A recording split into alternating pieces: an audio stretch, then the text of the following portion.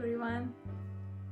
So do you find struggling yourself fitting into the dress that you recently bought? Then keep listening to this video because it's all about bloating. It's one of the cause. Just keep listening, all right?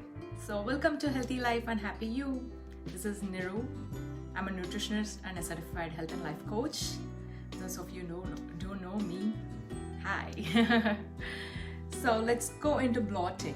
So what is bloating? It's one of the most common digestive issue and it causes a lot of discomfort, right? When you're trying to especially fit into a dress that you recently bought. So today I'm going to share 8 tips to reduce the bloating and improve your digestion, okay? So number 1, eat mindfully. So those who know me, who've been following me for the past 5 months, I'm all about eating mindfully, right? Because when you are eating mindfully, you pay attention to what you are eating and you chew your foods well. And when you are chewing, you are eating in a more relaxed way as well. So when all these things combine, it's gonna help your digestion. But when you're eating mindlessly, when you're eating the other way, let's say for example when you're eating behind a desk or looking at the phone or looking at the video or something, or when you're eating on the go, you tend to forget chewing. You tend to eat more. You just want to keep eating because you're not paying attention to the food, right? So these are the reasons that causes bloating. So if you want to improve your digestion, the first thing I would say is eat mindfully. If you want to know more about it, go to my previous video that talks about the chewing challenge and chewing videos. Go there and watch it. Okay, let's move on to the number 2, reduce stress and anxiety. This is also something I've already talked about.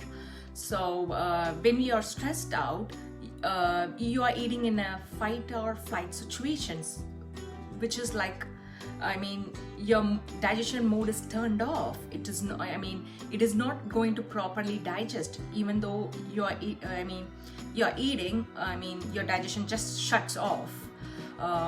So quite often, many people, they doesn't know, they might be having the bloating issues. They doesn't know that simple stress is causing the issue.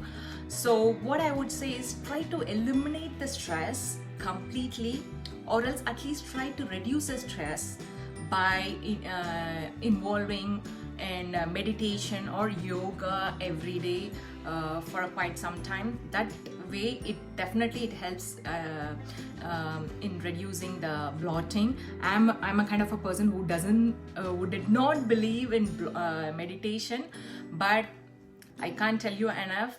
Just try to find either 5 minutes after you wake up or sometime, like whatever time works for you. Even just 5 minutes for the start will do. When you're drinking your coffee, sit in a quiet place and think about the things that are around you. And that is a tool that I can share with you guys. If you're willing, just comment below. Yes, I will contact you. There's a tool. There is like a 5 levels of stress, and you can you can find yourself what level are you in and how to reduce those things. Bring it to level 1 and eat at a calm and peaceful place. So that's an excellent tool. I'm willing to share. Those of you who want it, please contact me. So try to eat at a reduced stress level. Try to find your whatever works for you. Try to find your stress management thing and try to incorporate into your regular routine. So moving on to number 3, be cautious on sugar alcohols. So what is this sugar alcohols? So sugar alcohol is something, it's a sweetener. It's a component that is added as a sweetener in most of the highly processed foods. For some people, it is mostly identified as a chewing gum. Some people may tend to chew gums a lot. For some people, even though they are chewing gum, they may get away. They may not be having the bloating issues, but for some people, for sensitive people, it may be the issue. So just by cutting out chewing gum, you might find some relief. And also checking the labels, that is the I'm sorry, that is the important thing. So check your labels, whatever products you're buying, check the labels. Sugar alcohols might be something like this, like sorbitol or xylitol. These are the names they refer. I mean, check the labels and try to reduce or eliminate such type of foods in your diet. And number 4, it's limit the carbonated drinks. So this is the one thing that is different for everybody.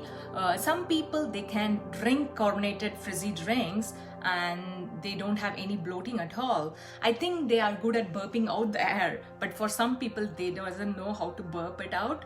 So that's the issue that's been causing.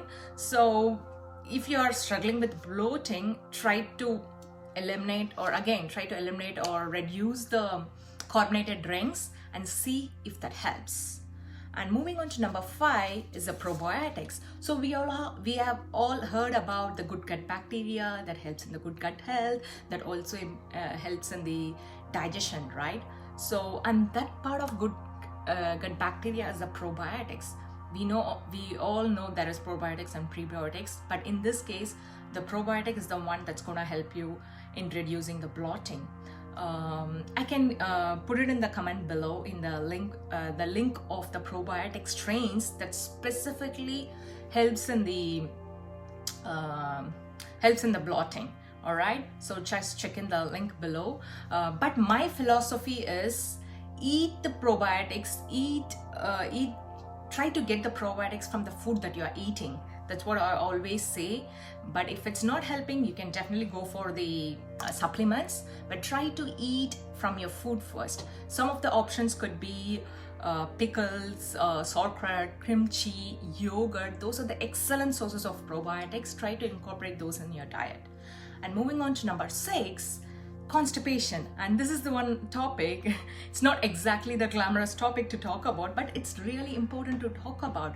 Those of you, some of you may not even recognize that this is causing the issue, right? So yeah, if you're a person that has been struggling with constipation, what I would like to say is it is directly linked to bloating. So try to deal with that constipation first, and then you will find your own relief.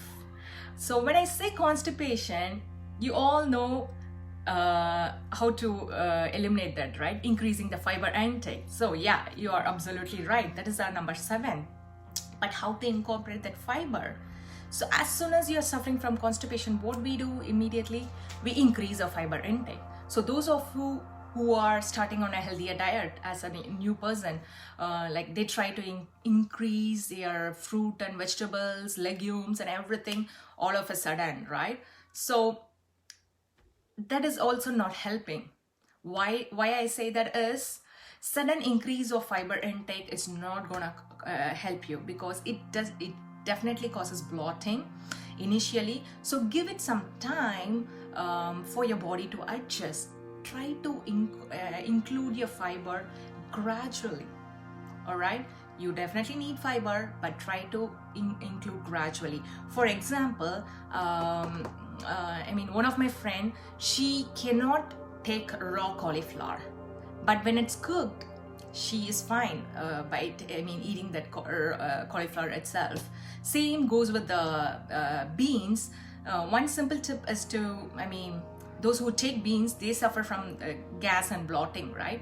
One simple tip we all know is just to soak the beans, right? Try to soak at least 4 to 6 hours before you are cooking that beans. Some of you are not aware of that. Most of them do it, but yeah, this is one tip I want to share. And yeah, that's about fiber. And number 8, this is the most important. Try to have a food journal. So because I have told you like number of things that causes bloating, right? So how will you know that?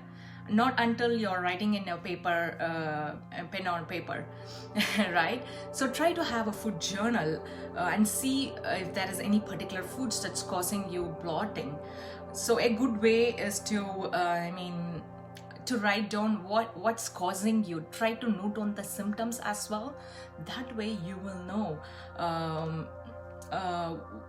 That way you will know which one to eliminate, right? So a lot of times, a lot of people have seen that they are not aware of dairy. Dairy is causing the issue until they write it down, because most of the people are not aware of their being lactose intolerant. Lactose is something that is present in milk, right? Dairy, not only milk, dairy products. So it's not the whole milk, but just the lactose they might be intolerant to. So until you write it, you won't know. And I will also share the link of my 4-day journal, food journal, where you can write it down or note down what's causing you distress or symptoms with the GI tract. Okay, and the important thing I want to talk about here is the low FODMAP diets. So what is this FODMAP? FODMAP is something like which is called a short chain fatty acids that causes discomfort. There are certain foods like mushrooms or onions, when they are eaten, it definitely causes distress to some people.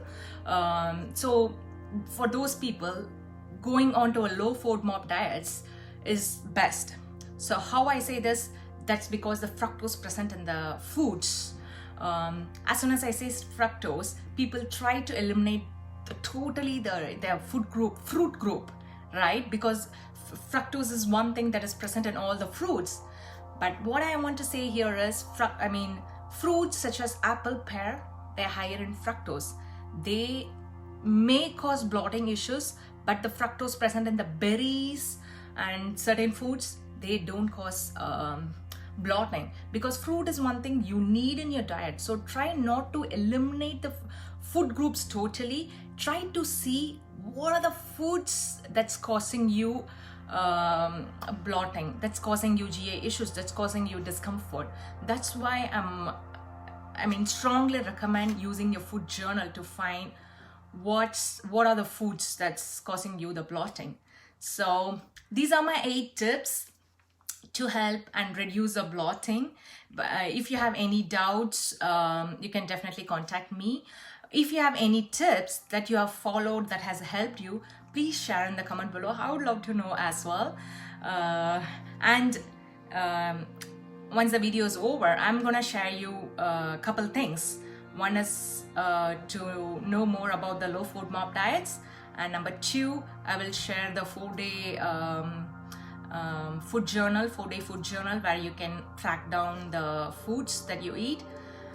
If you need anything else, just contact me. All right. So until then, see you in the next video. Stay safe and stay healthy. Bye bye.